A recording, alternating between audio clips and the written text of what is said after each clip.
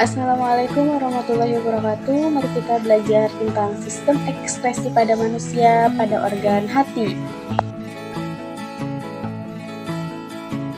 Baik, yang pertama yang akan kita bahas adalah tentang hati. Nah, hati itu merupakan kelenjar terbesar yang ada di dalam tubuh manusia. Nah, letak hati itu sendiri ada di dalam rongga perut bagian atas,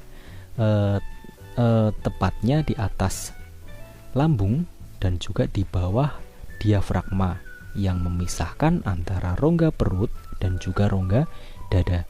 Nah, berat hati pada manusia itu rata-rata berkisar antara 1,2 kg sampai 1,6 kg atau setara dengan 3-5% dari total berat tubuh manusia. Nah, sekarang kita akan membahas tentang fungsi hati. Nah, hati itu memiliki fungsi sekresi dan juga fungsi non-sekresi. Kita akan bahas dulu apa fungsi sekresi pada hati.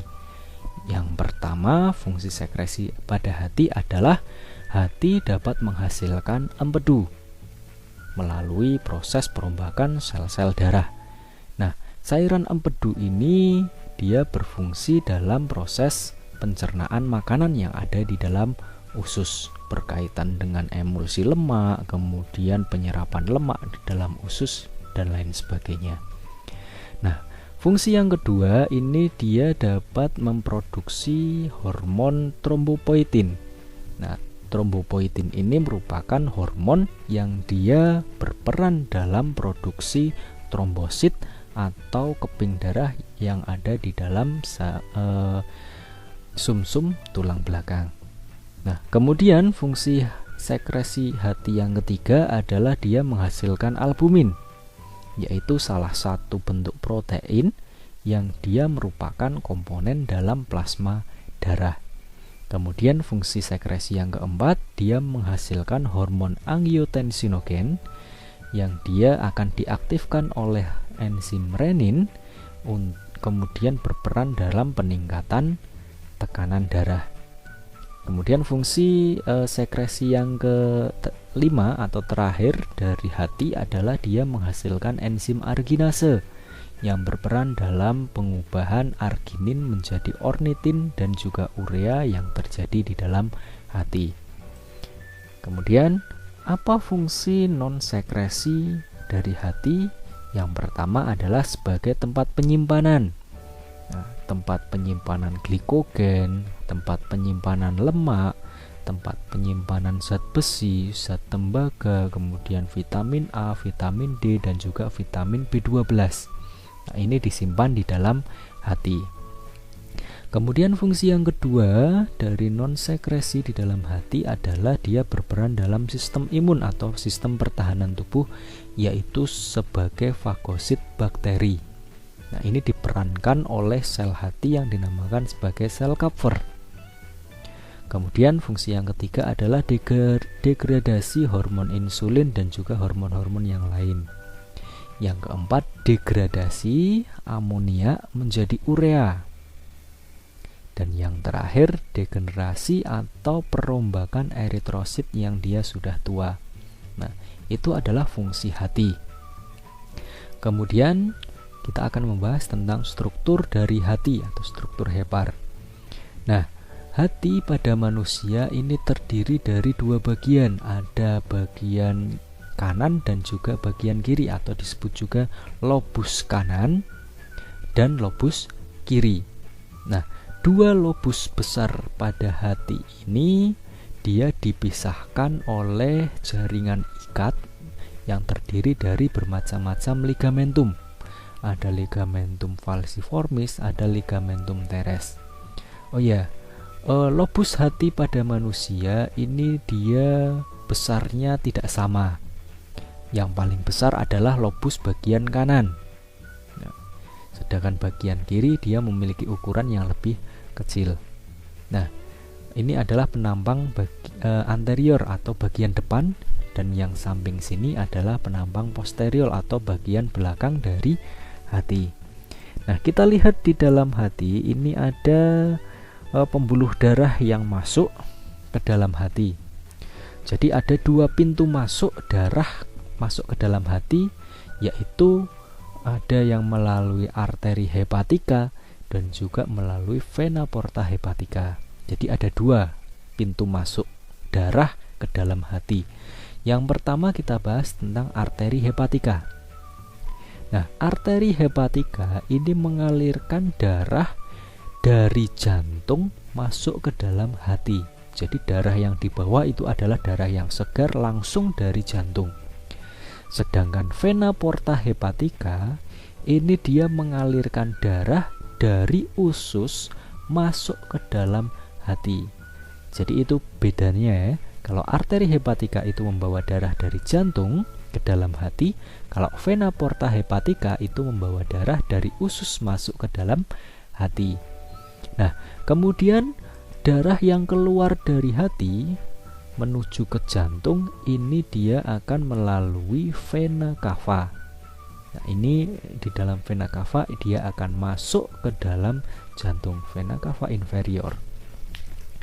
Nah, bagian selanjutnya dari hati yang tidak bisa dipisahkan adalah kantong empedu dan saluran empedu.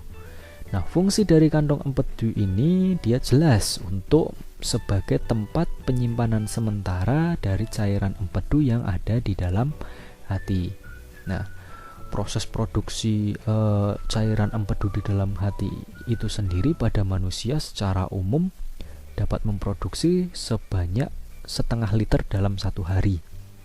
Ini ditampung di dalam kantong empedu. Selanjutnya, nah, hati di dalam setiap lobus hati itu memiliki struktur terkecil atau struktur fungsional terkecil dari hati yang disebut sebagai lobulus. Nah, ini lobulus. Di dalam hati dia memiliki struktur lobulus yang jumlahnya ratusan ribu dalam setiap lobus hati. Nah, lobulus ini dia memiliki bentuk poligonal atau heksagonal.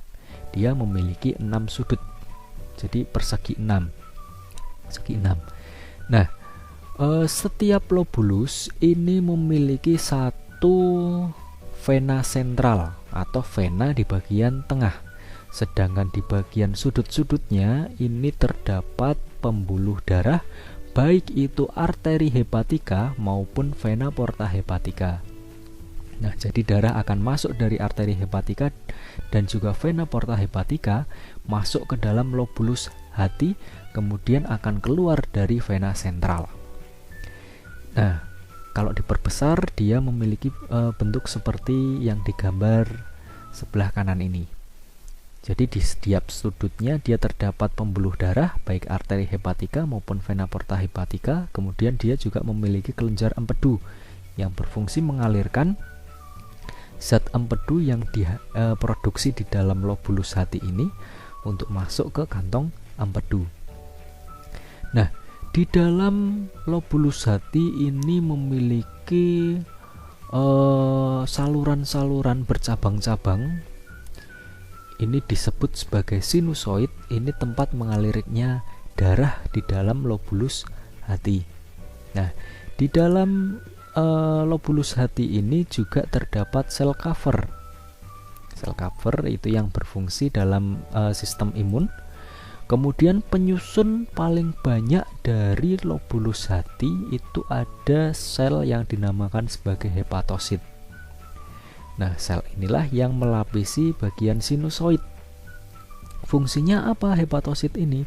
Fungsinya adalah melaksanakan sebagian besar fungsi dari hati yang tadi sudah dijelaskan di awal. Nah, tadi ya sel cover ini fungsinya sebagai imun untuk memfagosit bakteri, sedangkan hepatosit ini menjalankan sebagian besar fungsi dari hati, meliputi perombakan sel darah merah, kemudian siklus atau daur urea, kemudian penetralan racun dan lain sebagainya. Itu yang diperankan oleh sel hepatosit. Nah, fungsi ekskresi dari hati itu tadi sudah dijelaskan, dia berkaitan dengan perombakan sel eritrosit atau sel darah merah.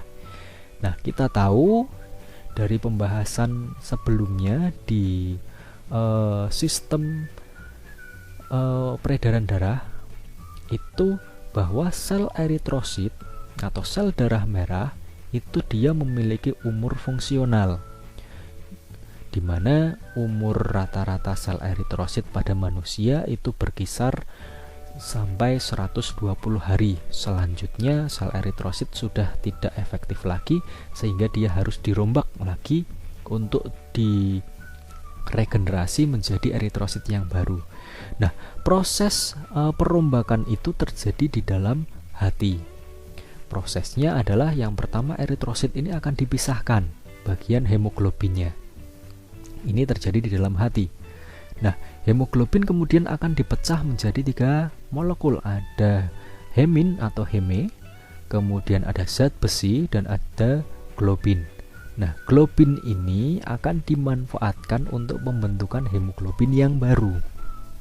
Sedangkan zat besi ini akan diambil dan disimpan di dalam hati. Untuk selanjutnya nanti juga digunakan untuk pembentukan eritrosit yang baru.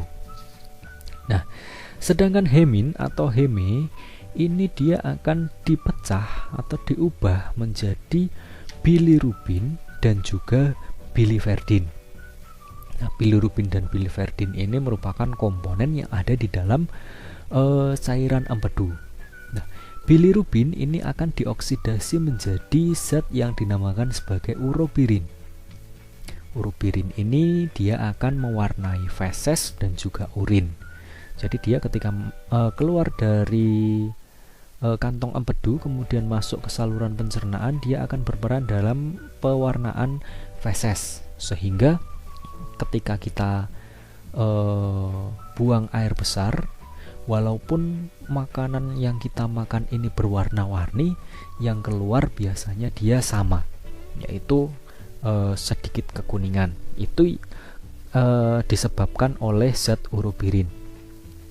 Kemudian biliverdin ini dia akan masuk sebagai zat warna empedu, kemudian dia disalurkan ke kantong empedu dan juga masuk ke saluran pencernaan juga.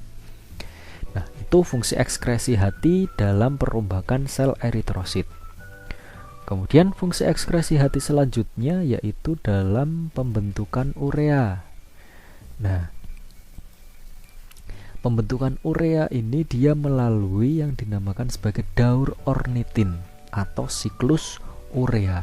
Proses ini terjadi sebagian besar ada di dalam hati. Nah, produk dari daur ornitin ini berupa urea yang kemudian akan dibawa ke ginjal untuk diekskresikan dalam bentuk urin dan dikeluarkan dari tubuh. Bagaimana prosesnya? Di dalam sel-sel tubuh ini dia terdapat amonia. Jadi amonia itu adalah zat yang dihasilkan dari perombakan protein di dalam sel-sel tubuh yang sifatnya adalah racun. Nah, amonia ini dia akan diubah menjadi urea yang sifatnya lebih tidak beracun. Nah, amonia di dalam sel tubuh akan ditambahkan dengan sitrulin.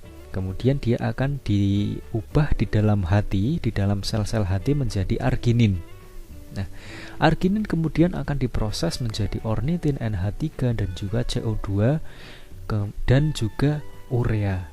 Nah, urea inilah produk yang akan masuk ke aliran darah dan dibawa ke ginjal untuk selanjutnya difiltrasi dan diolah menjadi urin yang siap dikeluarkan dari tubuh. Nah, itu pembentukan urea yang terkait dengan fungsi ekskresi dari hati.